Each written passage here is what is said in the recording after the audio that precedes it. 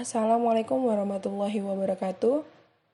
In this occasion, we are going to talk about our topic, politeness. The members of the group are me, Alifia, Junita, Cendraa, Sari as the first speaker, Bintang Shofiarizqi as the second speaker, and Royhan Naufaldi as the third speaker. Before we continue to the presentation, let's see the outline first. The first outline is delimiting the concept of politeness. The second is politeness explained in the term of principle and maxims, and the third one, politeness and the management of face.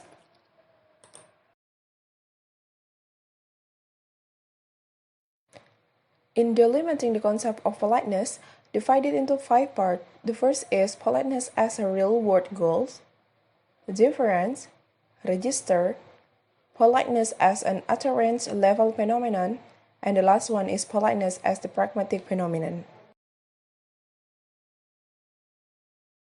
1. Politeness as a real-world goal. It refers to what the speaker says and how the hearer reacts with. It also can be interpreted as the sincere desire to please others or as the motivation that underlying an individual's linguistic behavior. Let's move to the second part of delimiting the concept of politeness, that is difference. It's a distinct phenomenon. It refers to the respect we show to other people by virtue of their higher status, greater age, and etc. We can show difference by standing up when a person of superior status enters a room. And difference is built into the grammar of language. For example, you have to make a choice between the pronoun in addressing someone. The example of difference, let's see the illustration. There are 3 persons meet, and Professor Rio say greeting to both of them, Hermin and Roy. Hi, good morning. And Hermin respond, good morning, sir.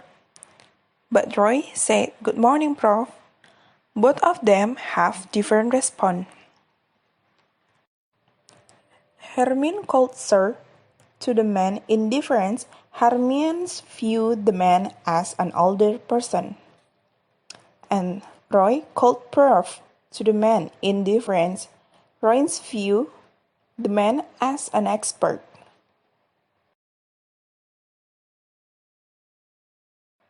Three, register.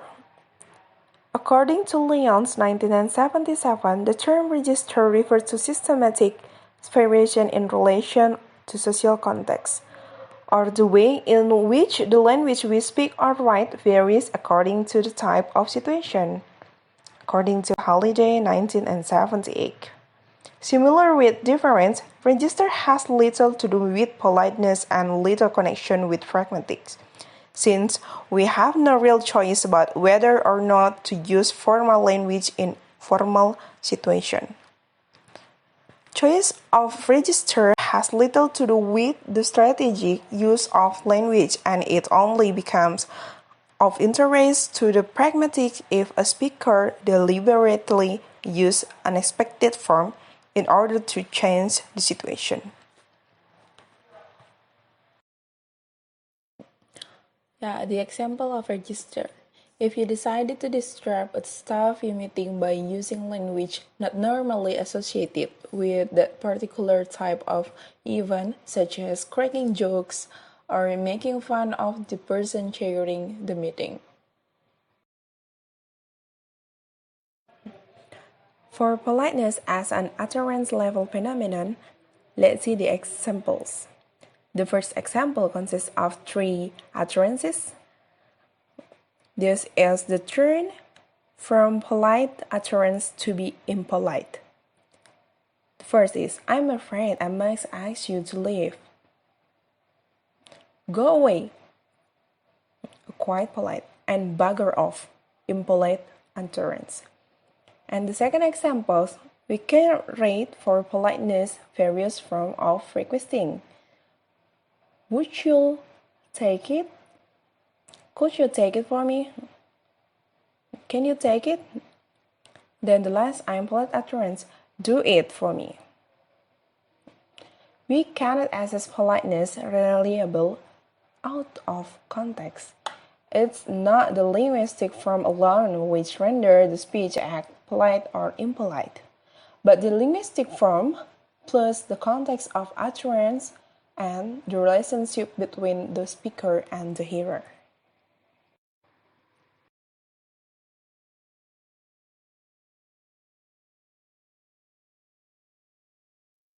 Now, politeness as a pragmatic phenomenon.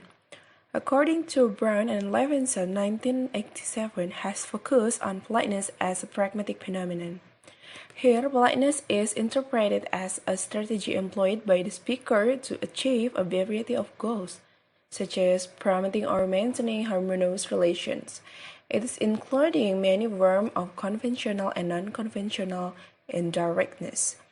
In short, politeness is a strategy employed by a speaker to achieve a variety of goals, and it purposes to promote and maintain harmonious relations. There are also the pragmatic approaches to politeness under the three headings. The first is the conventional maxim view, the second is the phase management Brown and Levinson view, and the third one conventional contract phrasing view. Okay, now I would like to explain about politeness explained in terms of principles and maxims. Let's see politeness as crucial in explaining why people are often so indirect in conveying what they mean. Here, let's introduce two concepts about politeness. First is ambivalence, and second is pragmatics principle.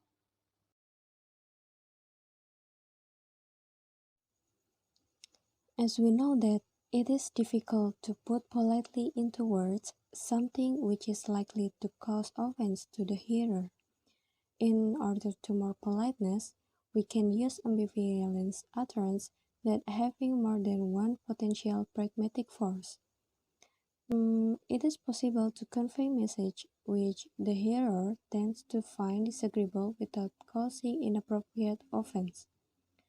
The pragmatic force in each case is ambivalent, and it is left to the readers to decide what the precise force of the message is and whether or not it applies to them. Such as this ambivalence example, in a very expensive restaurant, there is a short message that says, if you want to enjoy the full flavor of your food and drink, you will naturally not smoke during this meal. Moreover, if you did smoke, you would also be impairing the enjoyment of the other guests. It is inappropriate to put up no smoking sign in this very expensive restaurant. Therefore, it is left to the guests to decide for themselves whether they are being asked or ordered not to smoke. Okay, now in the pragmatic principle, there is politeness principle that introduced by Leach. That is, minimize all things being equal to the expression of impolite beliefs and maximize all things being equal to the expression of polite beliefs. Let's see the politeness principle as being of the same status as Greece's cooperative principle, which it rescues by explaining why speakers do not always observe the Greece maxims. There is a good deal of evidence that people do respond consciously to consideration of politeness. These maxims are necessary, as Leach argues that in order to explain the relationship between sense and force in human conversation. Then the six Leach maxims are the take maxim, the generosity maxim, the approbation maxim, the modesty maxim, the agreement maxim, and the sympathy maxim. Okay, the first is the tag maxim. The tag maxim states that minimize the expression of beliefs which imply cost to other. Maximize the expression of beliefs which imply benefit to other. Here, the tag maxim has three aspects: imposition, optionality, and benefit scale. In imposition, we can use minimizer to reduce the implied cost to the hearer. For example, hang on a second, I've got a bit of problem. Here, the words a second and a bit of are minimizers.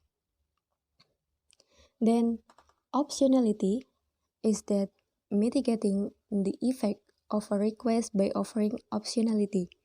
For example, China's host choose dishes without consulting you and will often go so far as to place the choicest pieces directly onto your plate. So, the linguistic expression of optionality in inviting someone to one's home is not seen as polite. And then benefit scale. If someone is perceived as being to the hearer's benefit, it can be expressed without employing indirectness. For example, have a chocolate. And then the second, the generosity maxim, that states minimize the expression of beliefs to self, maximize the expression of cost to self. The generosity maxim explains why it is fine to say, for example, you must come and have dinner with us. Well, the proposition that we will come and have dinner with you requires to be expressed indirectly. Then, for example, help yourself is perfectly polite, while the proposition that you will help yourself might require a degree of indirectness. Then the third is the approbation maxim. This maxim states that minimize the expression of beliefs which express dispraise of other and maximize the expression of beliefs which express approval to other. The operation of this maxim is, all things being equal, we prefer to praise others, and if we cannot do so, sidestep the issue to give some sort of minimal response, for example, well, or to remain silent.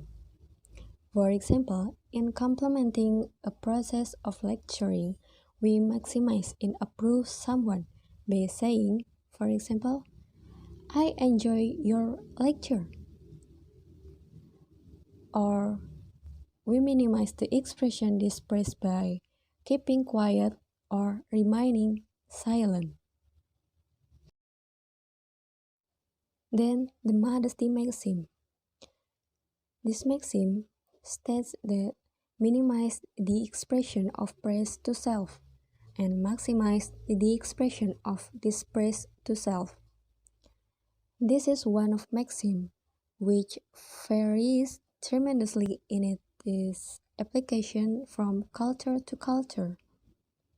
For example, A and B were giving a series of lectures in a foreign country where decent coffee was an uncertain commodity. At the airport, A had bought a good supply of ground coffee and a gadget for relocating.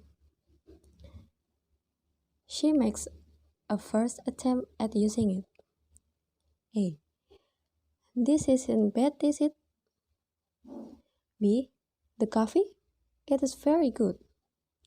And a few hours later, she makes some more. B. This coffee is very good. A. Not bad, is it?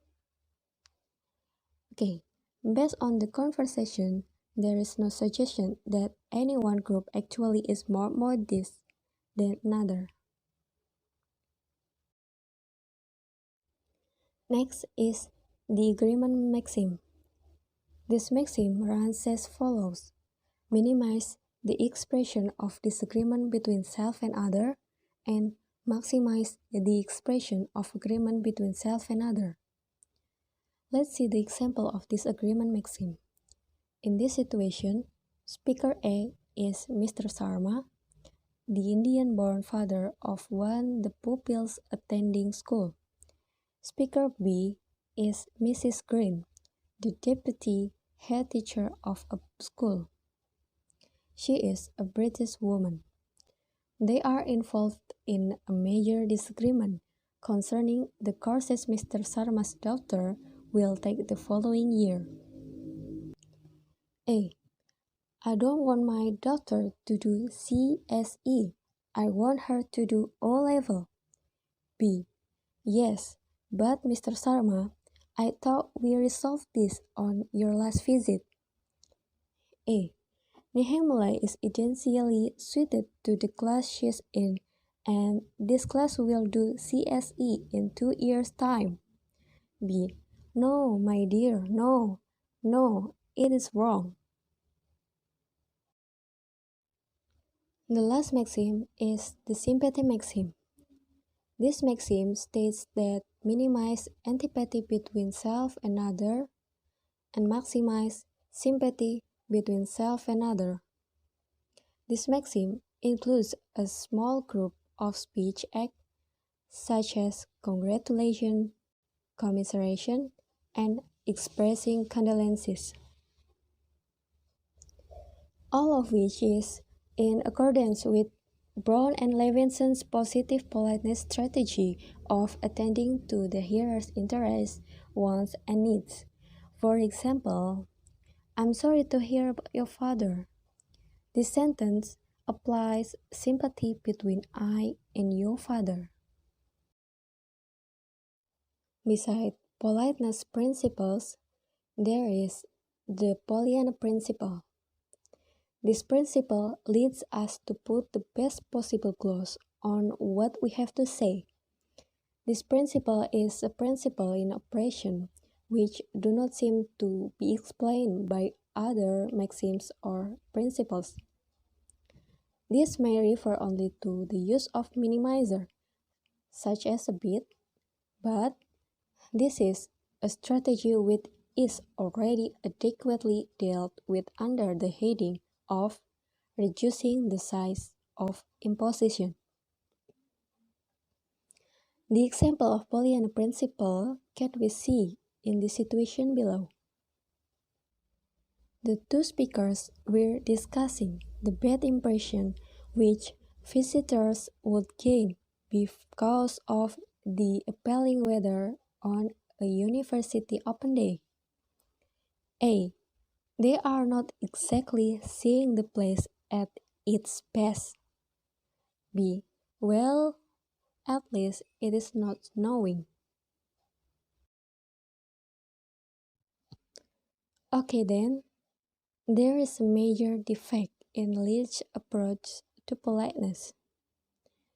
According to Thomas, Brown, and Levinson, there appears to be no motivated way of restricting the number of maxims. It would be possible to produce new maxim to explain every tiny perceived irregularity in language use. This makes the theory at best inelegant, at worst virtually unfalsifiable. There is no explained cross-cultural differences in the perception of politeness and the use of politeness strategies. Well, now I'm going to explain about politeness and the management of face. There are two main concepts in this explanation. The first one is the concept of face, and the second one is the politeness and its relation to the society. First, the concept of face is the public self-image of a person. It's a kind of expression that we want to show to others or a self-description of oneself in a society. Then let's relate it to the politeness itself.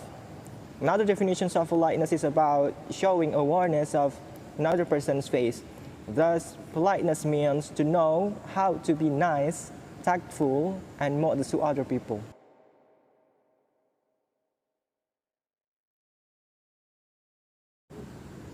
Here, I will explain about face wounds. It is an emotional or social sense of oneself that is expected to be recognized by others. Just like what I have explained at first, it can be achieved in situations of social distance and closeness.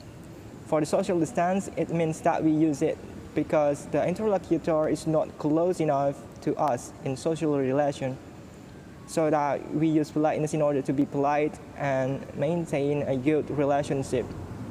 As the example, I offer my lecturer a cup of tea. Would you like a cup of tea, Mr. Johnson?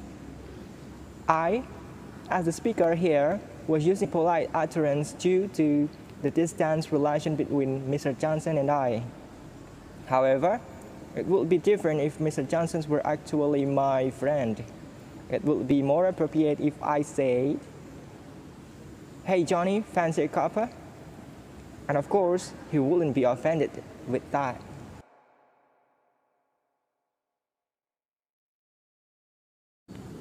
After we know the abstract concept of politeness, we will learn it step by step into the complex one.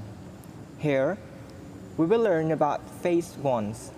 There are two kinds of face wounds. They are face-threatening act and face-saving act. The first term, face-threatening act, or FTA, is a possible threat to oneself public image. As an example, turn down that awful noise. Obviously, when uttering that utterance, the speaker must be in anger, in expression and intonation. That's the simple explanation of FTA. For the next one, face-saving act, or FSA. It is saying something to lessen the possible threat. As an example, "I'm sorry, but we want to go to sleep soon. Would you like to turn down the volume?" The speaker here actually felt disturbed, but he was still trying to be polite in order to get a good feedback. That's an example of the definitions of face-saving act.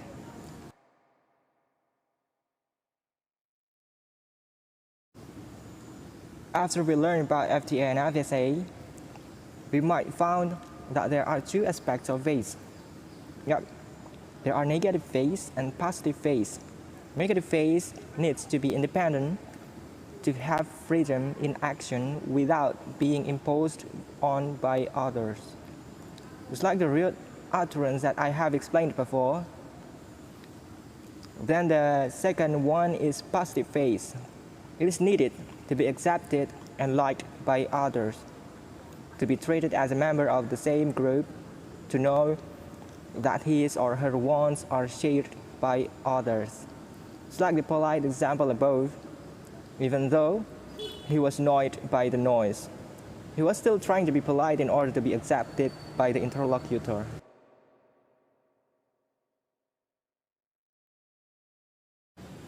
After we know the concept of face, we move to the politeness strategies.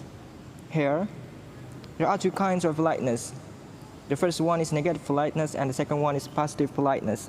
The negative and the positive here do not mean that they are divided into good or bad, as the FTA and FSA. Negative politeness is a face-saving act oriented to a person's negative face. It means that we use negative politeness because someone is using a rude utterances, but we are still trying to be polite with the interlocutor. Then, positive politeness.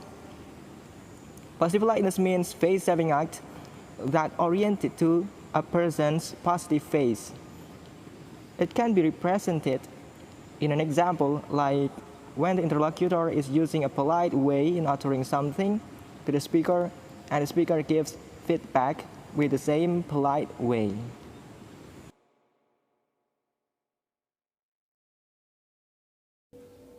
Politeness strategies. There are actually three kinds of politeness strategies. There are say nothing approach, off-record expression, and the on-record expression. The first one is say nothing approach. It is used without uttering a word, but it has intention that the problem will be recognized by the interlocutor. As an example, you want to enroll yourself in an agenda, and the interlocutor says, "You may sit down here and fill in the form." But you actually forgot to bring a pen. You don't ask the interlocutor, but you are keep trying to look for it by putting a worried face or bend your back. Then look at the interlocutor's eyes, trying to say something in silence. And finally, the interlocutor knows your problem and say, "Let me lend you a pen." That's it. Thus, it means that the speaker is successful in using say nothing approach. For the second one is off-record expression. It is used implicitly by the speaker to the interlocutor in order to be polite.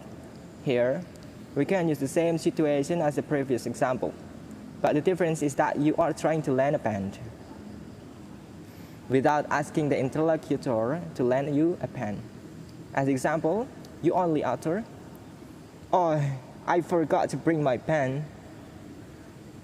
Then the interlocutor replied, "Don't worry, let me lend you a pen." You are intended to ask for lending a pen without asking that you want to lend. The intention is uttered implicitly. Well, the last one is on-record expression. There are two kinds of on-record expression. They are both on-record and mitigating devices. Both of them are uttered explicitly, but one of them is polite and the other might be impolite according to the relation or the closeness between the speaker and the interlocutor. The first one is both on-record. It is uttered explicitly. It might be impolite if the interlocutor is not that close in the relationship with the speaker. As an example, I asked the interlocutor in an enrollment agenda, which means that I actually don't have a close relationship with the interlocutor, but I ask him or her a pen because I don't bring one. It's kind of like, "Lend me a pen," without uttering any pre-sequences. We will learn about pre-sequences after this. Okay, back to the example. If I use that utterance to someone that doesn't have close social relation with me, it can be implied. However, if I use that belt on record expression to my close friends, they will accept it without being offended. In line to that, there is a belt on record expression that sounds more polite. It is mitigating devices. The intention is uttered explicitly, but with a polite way. As example, in asking to lend a pen, "Would you lend me a pen, please?" The intention is uttered explicitly, but the relation might be maintained in a fine way because that's polite.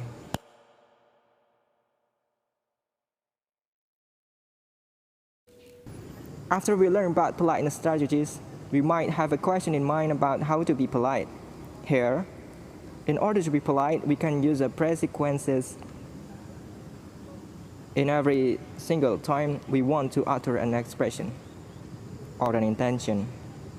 It is used to avoid risk of losing face. One can provide an opportunity for the other to stop the potentially risky act through the pre-request when we want to utter a request, pre-invitation when we want to invite someone, and pre-announcement when we want to announce something without interrupting or bothering the interlocutor.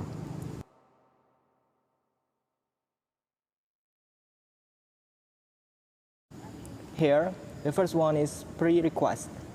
It is produced before making a request. We can know that the interlocutor is okay with the request if he or she shows a signs of accepting. It can be shown as follows. You can start the conversation with the pre-request. Hey, are you busy? That's a pre-request. Not really. Means go ahead. If the interlocutor says this, it means that you can go ahead in asking something. Check this memo. That's your request. Okay. It means that you are accepted. However, the other probability might occur as below. Hey, are you busy? Pre-request. Then the interlocutor say, sorry, I'm busy. After noticing that, you as a polite person must stop asking him or her, or you might be impolite. Okay?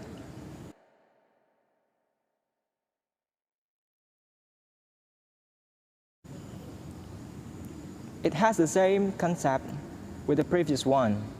If the interlocutor shows a sign of acceptance, you might continue in inviting him or her. It also prevails to the opposite probability.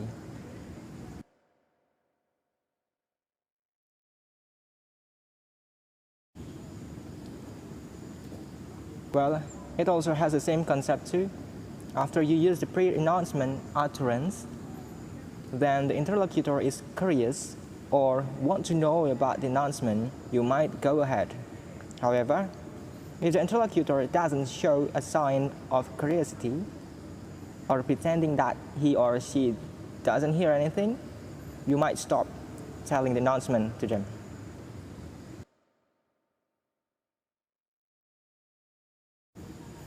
All in all, here is the politeness measured along the pragmatic scale as below. It is needed for consideration which is showing autonomy or imposition. It is also needed to be valued. It might show the approbation or criticism, interest or disinterest.